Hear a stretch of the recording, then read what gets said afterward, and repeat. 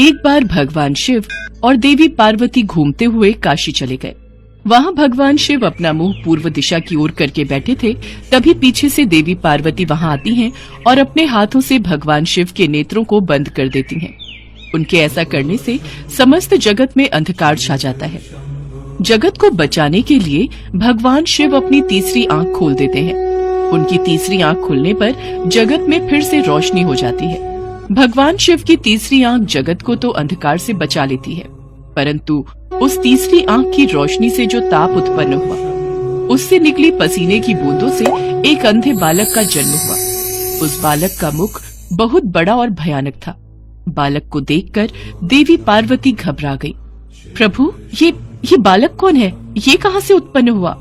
देवी पार्वती, ये हमारा ही पुत्र है। ये बालक पसीने की बूंदों से उत्पन्न हुआ है। आपने अकस्मात ही मेरे नेत्रों को बंद कर दिया, इसलिए सृष्टि की रक्षा के लिए मैंने अपने तीसरे नेत्र को खोल दिया, जिस कारण रोशनी के ताप से पसीने की बूंदें धरती पर गिर गईं और इस बालक का जन्म हुआ।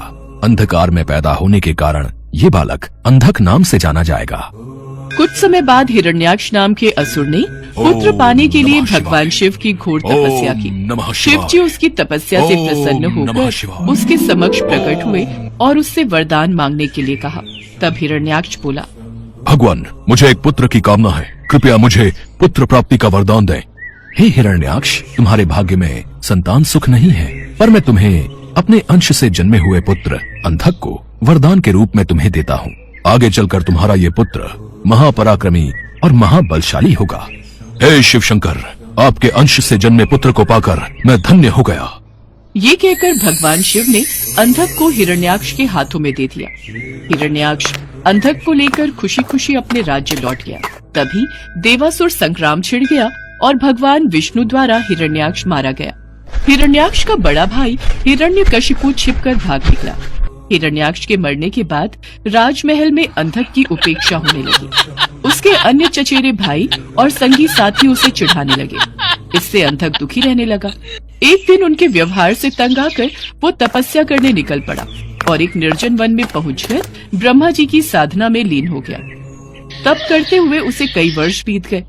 उसके तप से प्रसन्न होकर ब्रह्मा जी प्रकट हुए और उससे वर मांगने को कहा।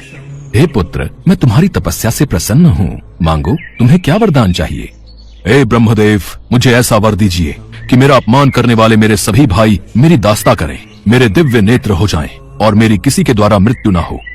हे दैत्यराज, तुम्हारे नेत्र दिव्य हो जाएंगे, तुम्हारे सारे भाई भी तुम्हारी दास्ता स्वीकार कर लेंगे, किंतु काल चक्र का नियम है कि मृत्यु से कोई अछूता नहीं रह सकता। तो फिर ऐसा ही वरदान दीजिए कि मेरे शरीर से निकले रक्त की एक एक बूंद से मेरे जैसे पराक्रमी वीर उत्पन्न हो जाएं और मेरा अंत तभी हो जब मैं अपनी माता पर कुदृष्टि डालूं। तथास्तु। तथास्तु कहकर ब्रह्मा जी अंतर्ध्यान हो गए और अंधक वरदान पाकर नेत्रवान बन जाता। वरदान प्राप्त करके वो बेहद अत्याचारी हो गया। उसके अत्याचारों से नाग, यक्ष तथा देव गंधर्व सभी दुखी रहने लगे। वे सब ब्रह्मा जी की शरण में पहुंचे, किंतु ब्रह्मा जी उन्हें कोई आश्वासन नहीं दे सके, क्योंकि अंधकासुर उन्हीं के वरदान स्वरूप ये उत्पात मचा रहा था। सभी देवता भगवान शिव के पास पहुंचे। हे शिव शंकर, ब्रह्मा जी के वरदान से अंधक ने चारों दिशाओं में उत्पात मचा रखा है, हमारी रक्षा कीजिए प्रभु। आप सब निश्चिंत रहिए, अंधकासुर को उसके पाप का दंड मैं अवश्य दूंगा। शिव पार्वती मंदराचल पर्वत पर ठहरे हुए थे। तभी अंधक अपनी सेना के साथ मंदराचल पर पहुंचा। पर्वत की सुरम्यता देखकर वो खुश होने लगा। कितना सुंदर स्थान है, क्यों न यहाँ अपने लिए एक स्थायी नगर का निर्माण करा दिया जाए। सेवक, जाओ और कोई उचित स्थान तलाश करो जहाँ हमारे लिए एक शानदार महल बन सके। जो आज्ञा महाराज। आज्ञा पाकर सेवक उचित स्थान की खोज में निकल पड़े। कुछ दूर जाने पर उन्होंने भगवान शिव और देवी पार्वती को देखा। वाह, क्या सुंदरी है, लेकिन ये इस तपस्वी के पास क्या कर रही है? इसे तो राजमहल की शोभा होना चाहिए। चलकर महाराज को सूचित करते हैं। चलो चलो, महाराज को बताते हैं। क्या सुंदरी इस पर्वत पर? जाओ और उस सुंदरी को उठाकर मेरे पास ले आओ और उसके साथ जो तपस्वी पुरुष है उसे कह देना कि मैं दैत्यराज अंधक का दूत हूँ और उनके लिए इस सुंदरी को ले जाना चाहता हूँ। दूत पुनः उसी स्थान पर जा पहुंचा। उसने अंधक का आदेश उन्हें कह सुनाया। इस पर भगवान शिव क्रोधित हो गए। अंधक ने सेना एकत्र की और आक्रमण कर दिया। इस सुंदरी को मैं अपने साथ लेकर ही जाऊंगा। अंधकासुर, कहीं ऐसा ना हो मेरे क्रोध की अग्नि से तुम जल जाओ। घनघोर युद्ध छिड़ गया। भगवान शिव त्रिशूल से प्रहार करते रहे, किंतु उनका हर प्रयत्न विफल हो रहा था। जैसे ही अंधक का कोई अंग घायल होता, उससे रक्त निकलता और उस रक्त से उस जैसे ही अनेक दैत्य पैदा हो जाते थे। उधर शुक्राचार्य अपनी संजीवनी विद्या के बल पर मरे हुए दैत्यों को पुनः जीवित कर देते थे। ये सब शुक्राचार्य के कारण हो रहा है। नंदी आदि गण जाओ और शुक्राचार्य को बांध कर यहाँ ले आओ, ताकि वे दैत्यों को पुनः जीवित न कर सके। जो आज्ञा प्रभु। कुछ समय पश्चात सभी शिवगण शुक्राचार्य को बांध कर ले आए और उन्हें शिव के सम्मुख खड़ा कर दिया। शिव जी ने शुक्राचार्य को अपने उदर में ले लिया और अंधक को त्रिशूल के ऊपर टांग दिया। वो त्रिशूल पर टंगा टंगा ही शिव का जाप करता हुआ अपनी भूल का प्रायश्चित करने लगा। अंधकासुर जान चुका था कि माता पार्वती उसकी माता है।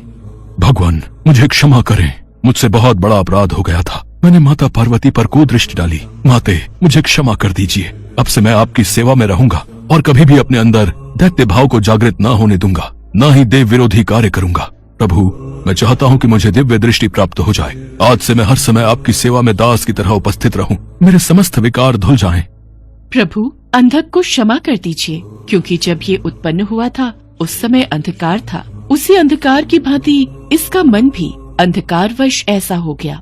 अब पश्चाताप के आंसुओं से इसका मन स्वच्छ और निर्मल हो गया है। देवी पार्वती, अंधकासुर की भांति गुरु शुक्राचार्य भी मेरे उदर में क्षमा याचना कर रहे हैं।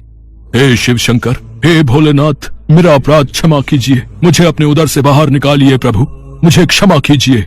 ओम नमः शिवाय, ओम नमः शिवाय, ओम नमः शिवाय। अंधकासुर और गुरु शुक्राचार्य की विनती करने पर भगवान भोलेनाथ उन दोनों को क्षमा कर देते हैं। गुरु शुक्राचार्य भगवान भोलेनाथ के उदर से बाहर आ जाते हैं। इसके पश्चात अंधकासुर को क्षमादान देकर भगवान भोलेनाथ अंधकासुर को अपने शिव गणों में स्थान देते हैं और अंधकासुर भगवान भोलेनाथ और माता पार्वती की सेवा में अपना जीवन समर्पण कर देता है।